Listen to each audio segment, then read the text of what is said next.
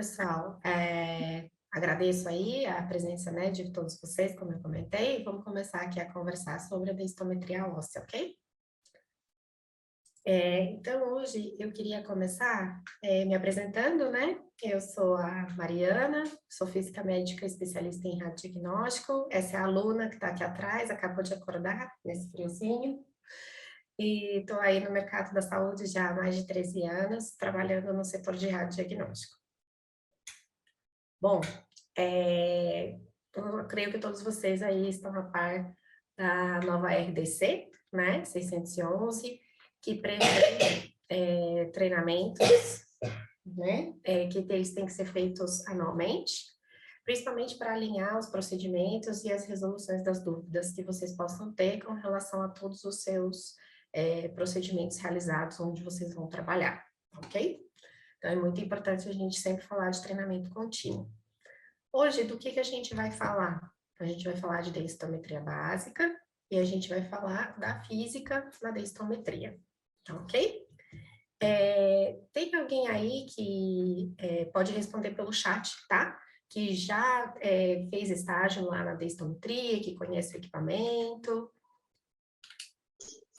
Depois de Lisboa e Portugal, ele foi para a Alemanha. Pessoal, tá saindo do mudo, pessoal.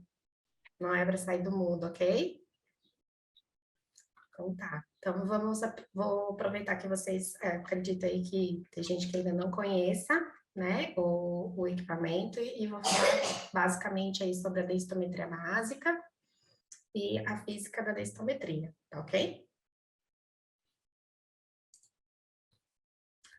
Bom, começando aí a explicar do porquê que a gente faz densitometria, né? Como que a gente faz e quais são os nossos guias. Bom, por quê? Por que a gente faz densitometria, né?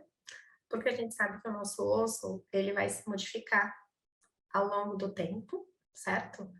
E ele muda de forma, ele cresce, então ele está em constante perda e ganho de massa óssea. A gente tem os hormônios, né, que agem sobre essa modificação, e a gente tem algumas funções, né, algumas partes do nosso corpo que chamam osteoclasto, né, que ele deteriora o osso, e o osteoblasto que vai criar um novo osso, tá ok? E aí, com isso, a gente está nessa sempre perdendo e ganhando massa óssea. E pode chegar algum momento onde a gente tem uma disfunção no nosso corpo, onde a criação do novo osso fica prejudicada ou a deteriorização do nosso osso fica mais acelerada. E aí, com isso, a gente tem uma perda de massa óssea. Bom, então a gente tem dois tipos de ossos, né, que a gente tem no nosso corpo, certo? A gente tem um osso que a gente chama de trabecular e a gente tem um osso que a gente chama de cortical, tá? O osso trabecular, ele parece um tecido assim bem aberto, né? Essas tramas.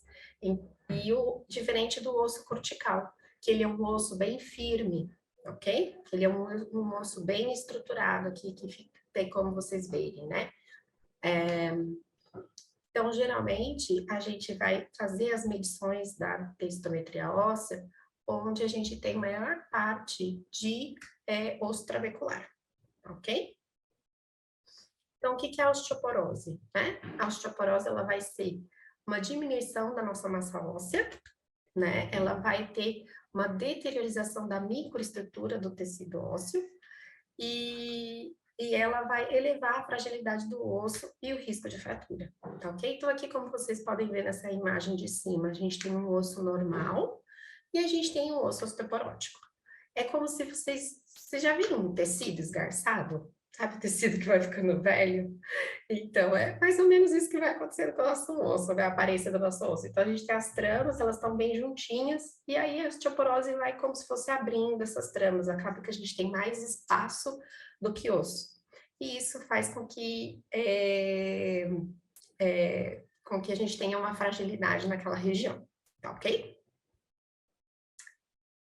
Então, justamente, a gente mede em alguns lugares, a gente não mede osteoporose em todos os partes do nosso corpo, a gente mede em alguns locais, tá? A gente mede no antebraço, a gente mede na parte da coluna, nas vértebras, e a gente mede numa parte específica do fêmur, tá? Que é o colo. Justamente porque essas regiões são regiões onde a gente tem maior quantidade de osso trabecular e onde a gente tem sobrecarga de peso, tá? Bom, antes de fazer o exame, a gente faz uma anamnese, certo?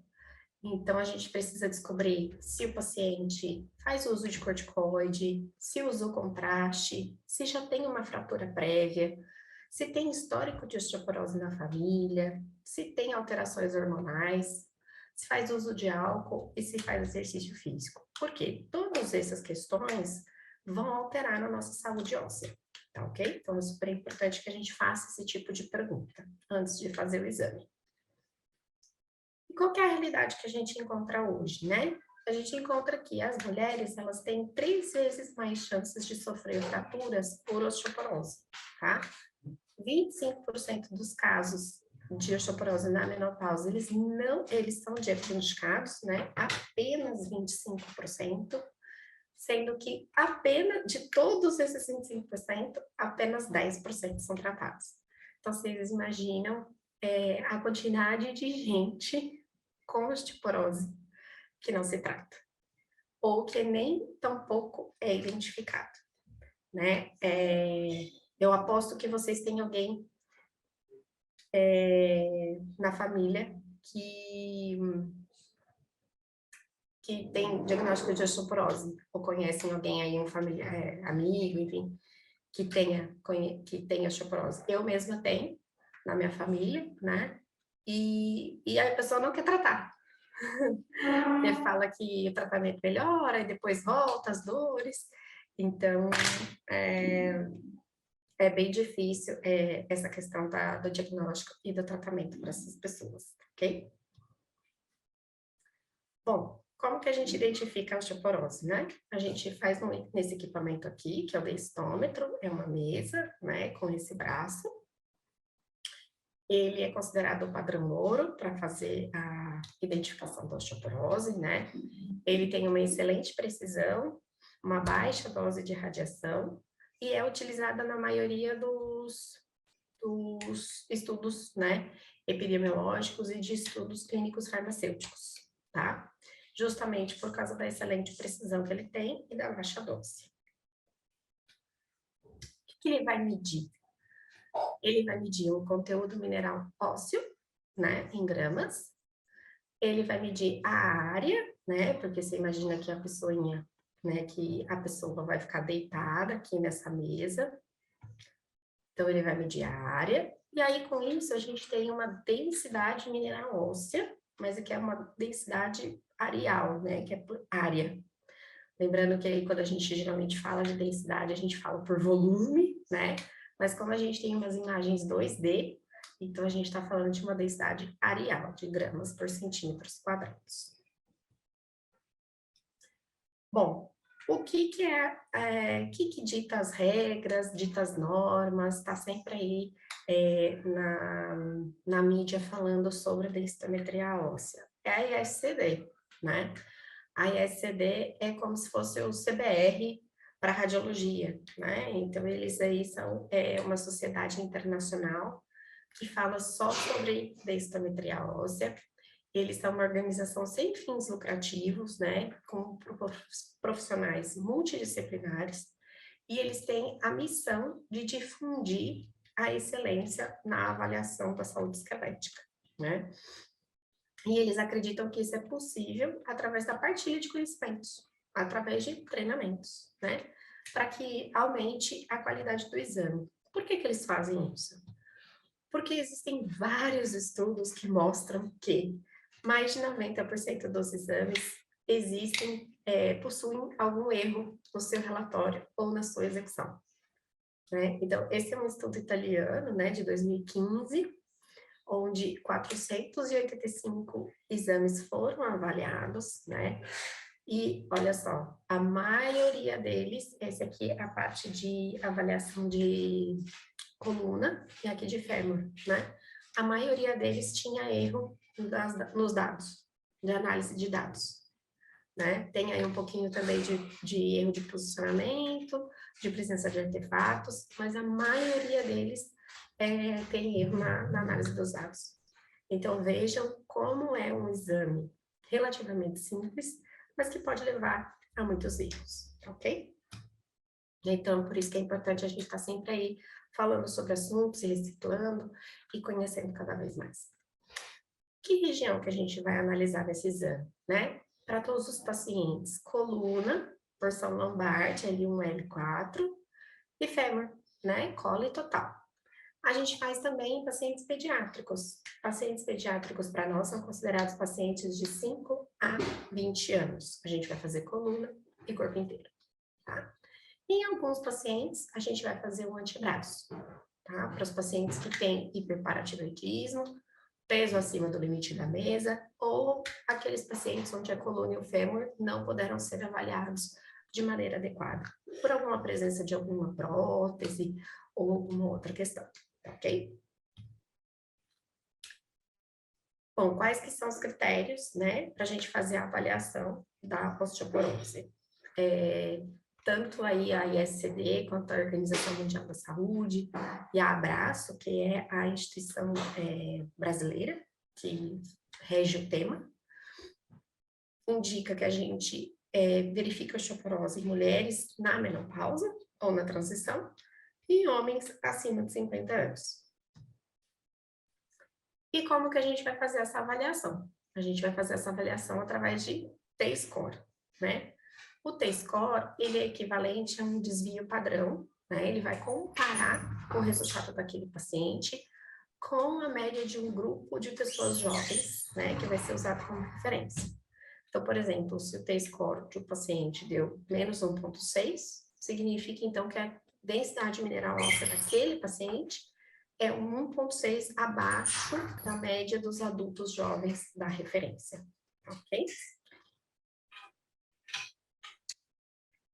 O equipamento, ele libera um gráfico, né, para a gente poder também fazer essa avaliação. Então, a gente sabe que a gente tem a classificação de pacientes considerados normais, quando eles têm T-score acima de menos 1. Pacientes que são considerados com baixa densidade óssea, quando eles têm o T-score entre menos 1 e menos 2,5. E uma questão e que eles vão ter osteoporose quando eles têm um T-score menor do que 2,5, né? Então, aqui a gente tem os gráficos por cores, né? Onde se o paciente estiver aqui na região verde, significa que ele está bem. Se ele tem o resultado dentro da porção amarela, significa que ele tem baixa massa óssea, pode ser que precise ser feita alguma intervenção para que ele não perca mais massa óssea. E ou, se ele cair, esse pontinho cair aqui dentro da vermelhinha, significa que eu tenho já osteoporose, ok? Bom, e crianças? Crianças, elas, a gente considera... Professor, acho que a gente já está gravando, né? Não precisa permitir essa gravação aqui. Ou precisa?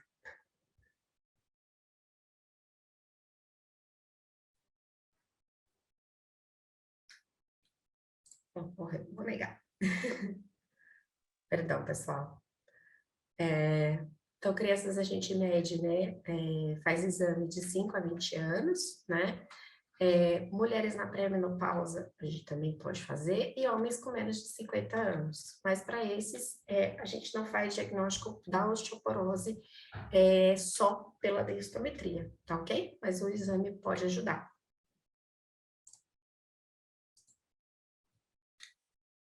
Para esses pacientes, a gente vai fazer a medida através do Z-score, tá ok?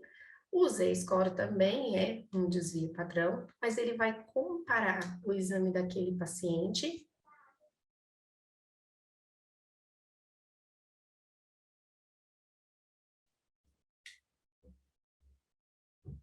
acho, então me derrubar. Não, deu tudo certo? Tô aqui ainda. Bom, então, como eu estava dizendo, o Z-score vai comparar o resultado do paciente com a média do grupo de pessoas da mesma idade, tá? Então, se a gente lembrar lá, o T-score vai comparar com a média de um grupo de jovens adultos, e o Z-score vai comparar com as pessoas da mesma idade, ok? Bom, qual que é a classificação, né? Quando a gente estava falando de T-score, a gente falou de normal, baixa densidade óssea, osteoporose. E quando a gente fala de Z-score, a gente fala de dentro do esperado para a idade, que é um Z maior que -2, ou abaixo do esperado para a idade, que é um Z menor do que -2. Então, isso que vai ser considerado dentro ou abaixo do esperado para aquela idade, tá? Bom, gente, até aí, tudo bem? Vocês estão entendendo? Me fala aí no chat, por favor, se vocês estão seguindo, se vocês estão aí ainda, para a gente passar para a próxima parte, tá? Ok, bacana, o pessoal tá acordado, olha que maravilha! Perfeito. Então, agora a gente vai falar sobre a física da densitometria, tá? Não é uma parte considerada muito legal, né? Por todos, mas é uma parte importante da gente entender, tá ok? Então, a gente vai falar um pouquinho sobre como que o equipamento mede essa massa óssea, massa magra, massa gorda, tá? E a gente vai falar um pouquinho do controle de qualidade, quem são os guias que regem, né, essa parte, tá bom? Então, nós vamos entender melhor como que funciona o nosso equipamento. Então, para quem nunca tinha visto esse equipamento, ó, a densitometria é composta aí pela mesa, né? Esse braço, onde eu deixo o detetor, tá? Então, o detetor fica aqui na parte de cima, certo? E tem um comando de onde o técnico vai fazer a aquisição das imagens, tá ok? Então, o paciente vai deitar nessa mesa, existem vários posicionadores, não sei se vocês conseguem ver aqui, tem um triângulo, né? Que é um triângulo, é um suporte, existem vários tipos de suporte para cada tipo de exame que vai ser feito, tá ok? Bom, existem equipamentos de várias gerações, né? Assim como os equipamentos de raio-x, CT, ressonância, existem várias gerações de equipamentos de densitometria óssea. A gente começou lá com o Pencil Beam, né? Que acredito que vocês lembrem aí da questão até da tomografia, que a gente fazia antes, o primeiro tomógrafo, né? Ele fazia a aquisição do tipo lápis. Então, aqui na densitometria, a gente também usava isso. Então, era uma varredura super lenta, porque ele tinha que varrer toda a extensão da mesa, descer uma linha. Varre toda a extensão da mesa, desce outra linha. Né? Então, isso fazia com que a dose de radiação fosse baixa para o paciente, mas eu tinha uma qualidade de imagem super baixa, né? E uma varredura super lenta. Hoje em dia eu encontro ainda pessoas que trabalham com essa tecnologia e que quando eles têm contato com as tecnologias novas, né, eles se surpreendem, porque um exame de coluna que eles faziam às vezes aí em 10 minutos e agora faz em 30 segundos. Então, para vocês verem a diferença aí de grandeza de como é trabalhar com equipamentos de gerações diferentes, tá? A gente tem o Narrow Fan-Beam, que é o Fan-Beam, aquele Eixin-Leck, né, Feixin-Leck, que vai coletar dados de uma espessura de fatia mais grossa do paciente. Ele tem uma varredura mais rápida, uma dose de radiação aí mais intermediária, porque acaba que você irradia algumas partes do corpo mais de uma vez, né? Mas eu tenho aí uma boa qualidade de imagem e eu não tenho nenhuma distorção. E eu tenho o Wide Fan-Beam, né? Que essa é uma varredura super rápida, porque ele é um fan-beam ainda mais aberto, né? A sua parte de fazer a radiação. Mas aí eu também vou ter uma radiação mais alta, né? E eu tenho uma alta qualidade de imagem, mas eu tenho algumas distorções, né? Então tem que ser levado em consideração várias questões quando a gente está falando dessa questão de proteção e de radiação.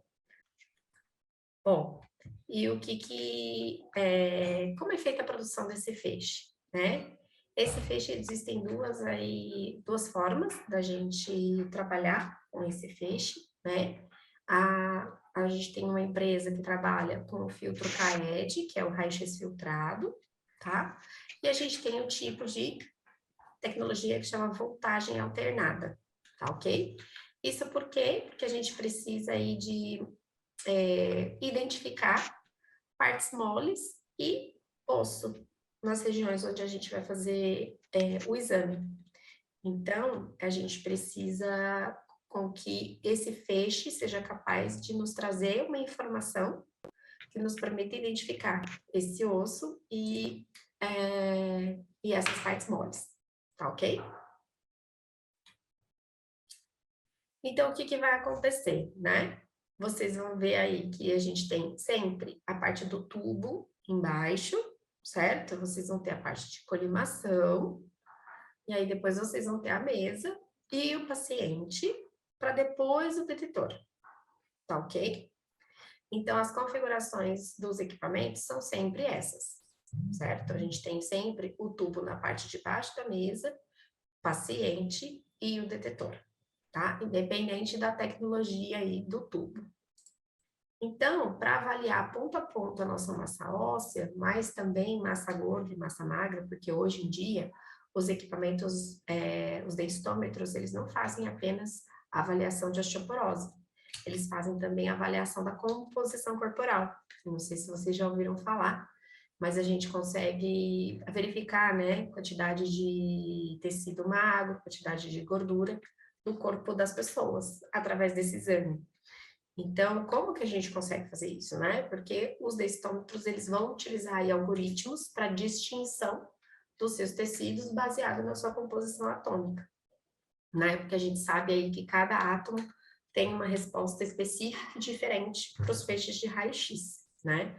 Então, como a gente sabe, aí aproximadamente a gente tem um modelo, né, de predominância de cada um dos elementos dentro dos nossos tecidos, a gente consegue quantificar a massa óssea, a gorda e a magra, tá ok?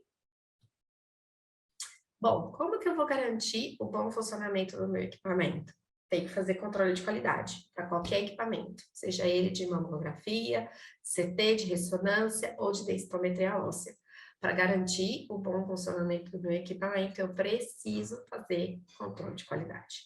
Cada equipamento tem a sua especificidade, né? A RDC 611 também fala sobre isso, sobre a especificidade dos controles de qualidade para cada modalidade, né? E a maneira que eu tenho de garantir que as medições são verdadeiras, certo? Então, eu tenho que falar aí sobre veracidade ou sobre exatidão, né? Que indica a proximidade de um valor medido em relação ao meu valor real. E aí, como que eu faço a avaliação dessa veracidade? Eu sempre tenho, na minha densitometria, que fazer uma calibração. Essa calibração é diária, né? É esse bloquinho, onde eu faço a leitura desse bloco. Então, eu tenho um valor conhecido dentro desse bloco, eu tenho 3 câmeras, tá? Que simulam valores de densidade óssea, tá ok? Ele simula baixa densidade, super baixa densidade óssea, mediana e alta, tá ok? Então, eu vou comparar os valores que a minha máquina vai dar com valores que são conhecidos. Eu sei o que tem no meu Phantom. O meu Phantom, teoricamente, ele não muda com o tempo. Ele não tá, não tem processo hormonal nele, né? Então, ele não vai mudar ao longo do tempo, certo?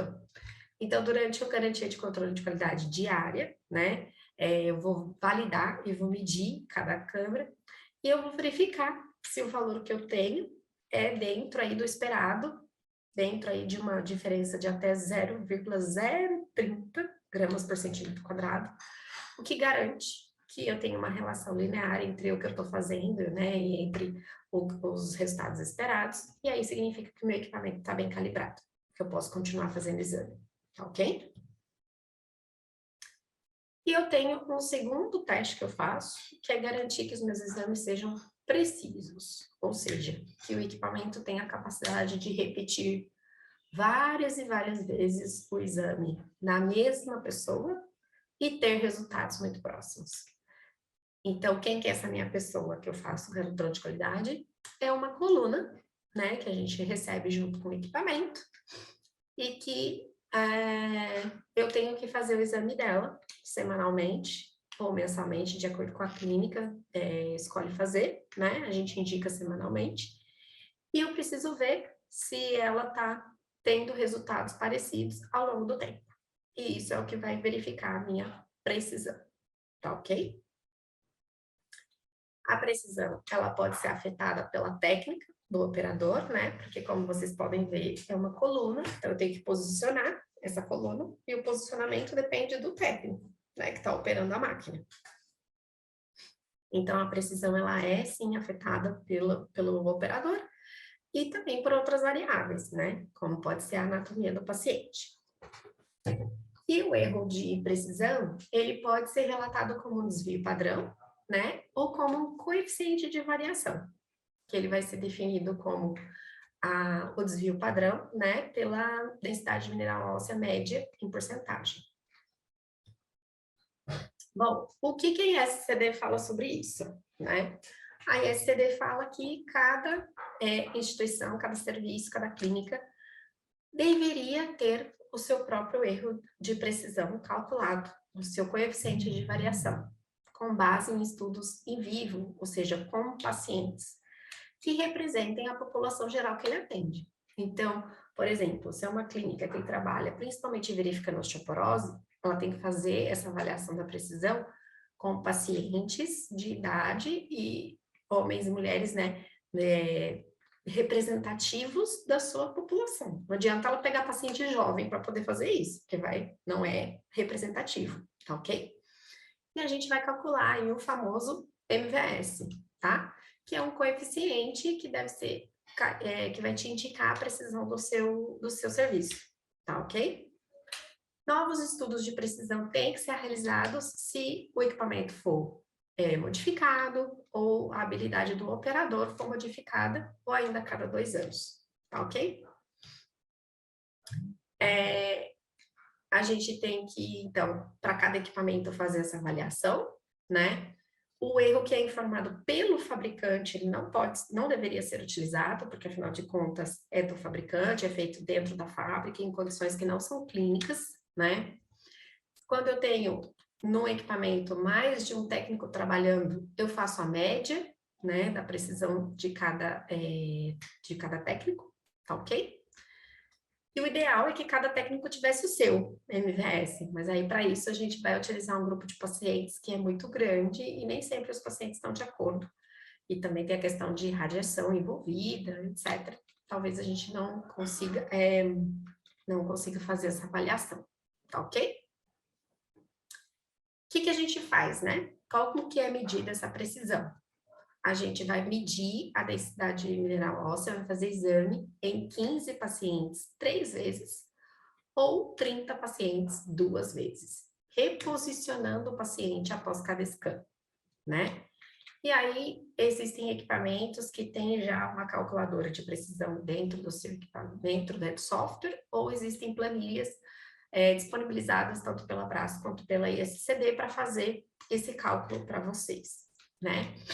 E aí a gente vai ter aí, para cada estrutura que a gente mede, coluna lombar, fêmur, colo, um valor de MVS aceitável. E se a gente precisa de reciclagem do profissional, se a precisão que a gente tiver exceder esses valores, tá ok? Se exceder esses valores, o que significa? Que eu não consigo ter uma consistência no meu posicionamento. Né? Então, quer dizer que o paciente chega e cada hora eu posiciono ele de um jeito. Então, vai dar resultado diferente se ele vier aqui hoje, se ele vier aqui amanhã. É isso que eu espero? Não é. Eu preciso que o paciente, né, ele tenha uma medição precisa da sua densidade mineral óssea. Tá ok? Bom,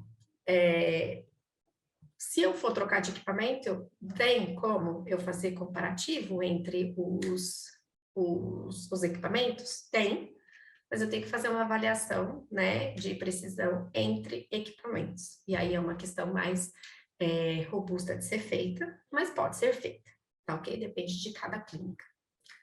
Bom, gente, agradeço aí a presença de vocês, a atenção, né? Espero que eu não tenha corrido muito, eu tentei aí ajustar o tempo. E, enfim, estou aqui aberta a perguntas, caso vocês a tenham. Muito obrigada aí pela presença.